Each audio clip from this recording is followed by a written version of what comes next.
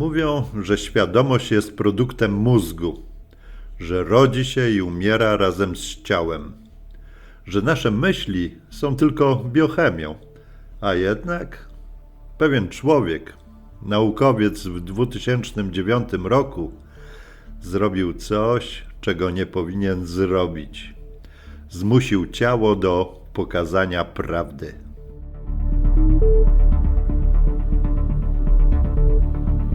Witajcie, jestem Dariusz, innowidzący, a to jest początek serii filmów o świadomości, której nie opisano jeszcze w żadnych podręcznikach, bo nie da się jej zmieścić w słowach.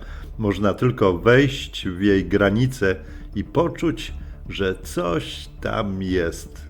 Coś, co obserwuje nas z poziomu, którego większość ludzi nigdy nie dotknie, choć stoi tuż obok.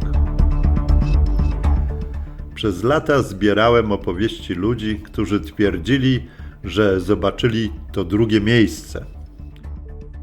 Przez lata słuchałem relacji, które nauka zbywała krótkim uśmiechem, aż natrafiłem na historię owego naukowca. Nie będziemy podawać jego nazwiska, nie będziemy powtarzać dosłownie jego słów, ale będziemy korzystać z jego wniosków, bo to, co odkrył, pasuje do zbyt wielu puzli. Widzisz, według niego świadomość nie siedzi w mózgu. Ona steruje mózgiem, ale nie pochodzi z mózgu. To mózg jest jej narzędziem, przekaźnikiem, interfejsem, a jej prawdziwe źródło znajduje się daleko poza naszą fizyczną powłoką. Dokładniej na kolejnych poziomach. Poziomach, o których nie mówi się głośno.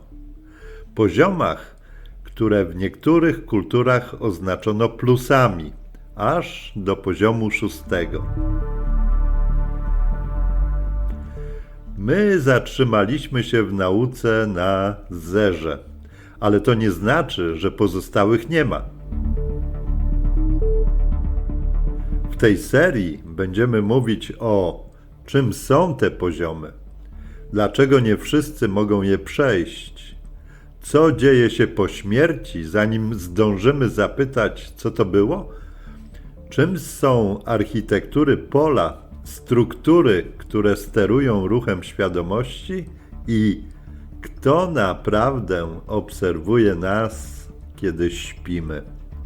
A wszystko to bez moralizowania, bez ideologii, bez straszenia. Tu chodzi o zrozumienie, a zrozumienie zawsze daje wolność.